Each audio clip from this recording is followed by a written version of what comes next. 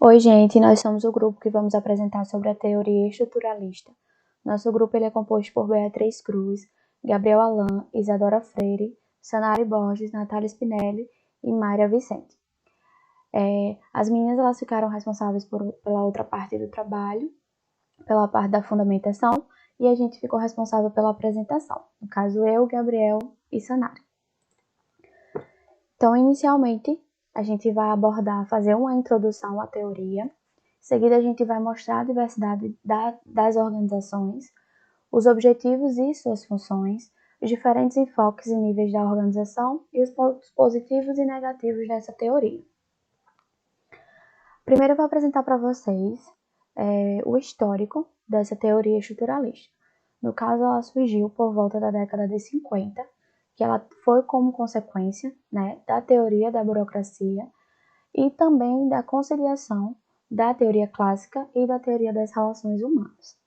O principal diferencial dela é que ela foi a pioneira, a primeira a fazer uma pesquisa ambiental, tendo como conceito que a organização é um sistema aberto e que ele interage diretamente com o seu ambiente, e que isso é muito importante para a análise, porque até então as teorias elas enxergavam a organização como um sistema fechado. Então, meio que desconsideravam essa análise exterior.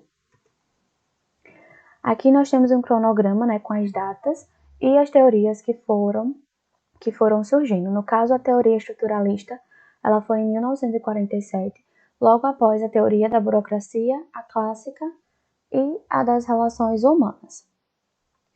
Aqui eu vou mostrar para vocês um conceito básico, do caso da teoria. Então, a teoria estruturalista ela tem como objetivo básico essa síntese da teoria clássica, no caso da sua formalidade, e da teoria das relações humanas, trazendo a sua informalidade. Além disso, ela também vai ter como inspiração, alguns preceitos que foram trazidos por Weber e por Marx. Então, a teoria ela vai ser baseada, ela vai ter como base o movimento estruturalista. Então, ela vai enxergar a estrutura como um conjunto de elementos que vão se relacionar com o tempo e com o espaço para formar uma totalidade, que seria a organização, e atingir um objetivo comum. Aqui eu vou mostrar para vocês como essa teoria ela se mostra e ela atua nas organizações. No caso, ela, como eu já havia falado, ela pretende conciliar a teoria clássica com a teoria das relações humanas e também levando alguns conceitos importantes da teoria da burocracia. Mas ela vai ter uma abordagem múltipla, No caso, ela vai ter uma visão mais ampla da organização do que as teorias anteriores. Então, ela vai ter uma análise organizacional mais ampla, ela vai buscar um equilíbrio entre os elementos racionais e irracionais do comportamento humano e vai incluir tipos diferentes de organizações. No caso, as teorias até então, elas observavam, elas focavam nas organizações como fábricas, Basicamente eram fábricas. Essa teoria ela já vai mostrar uma visão diferente. Ela vai observar as organizações de diferentes tipos, sendo pública, sendo privada, sendo pequena, média, grande e de diferentes tipos. Então, assim, além disso, ela vai trazer alguns novos conceitos, como o conceito de homem organizacional, o sistema, organizacional como sistema aberto e essa abordagem múltipla. Sendo assim, ela se torna, no caso, uma teoria mais completa do que as que até então tinham, por trazer os aspectos formais e informais e ter essa análise tanto interna como externa. Bom, falando sobre a diversidade das organizações, posso dizer que, enquanto as teorias anteriores focalizaram as fábricas, a teoria estruturalista inclui várias organizações, seja ela pequenas, empresas, pública, privada, entre outros diversos tipos. E essa diversidade aumenta o campo de análise das organizações. Quando a organização traça uma situação a ser atingida, ela está traçando seus objetivos. E o alcance desses objetivos vai determinar a eficiência geral. e essa eficiência é analisada pela teoria estruturalista.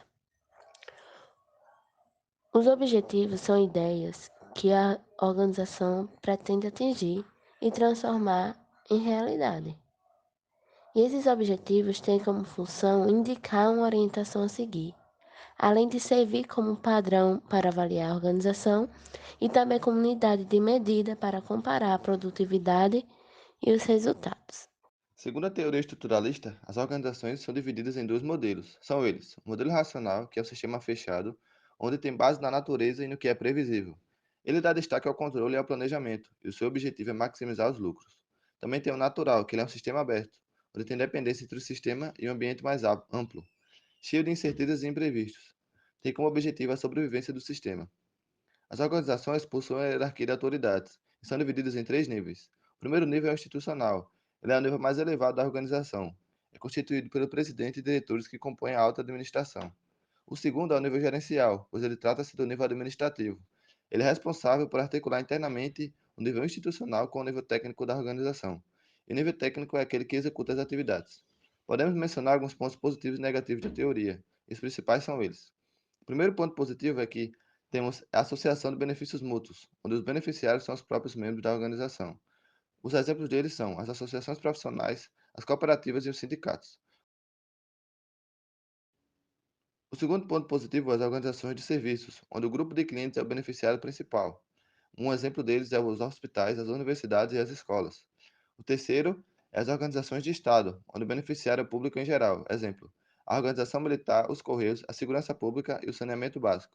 Alguns pontos negativos que nós temos é a pouca consideração à estrutura e à tecnologia que é utilizada no ambiente externo. Ela é uma tipologia simples e unidimensional, ou seja, ela se baseia nos tipos de controle. Nisso, nós notamos a importância da teoria estruturalista pela sua influência nos estudos das organizações e também quando percebemos uma ampliação no campo do estudo da administração a partir dela. Esse foi o nosso grupo, muito obrigado pela atenção e até a próxima.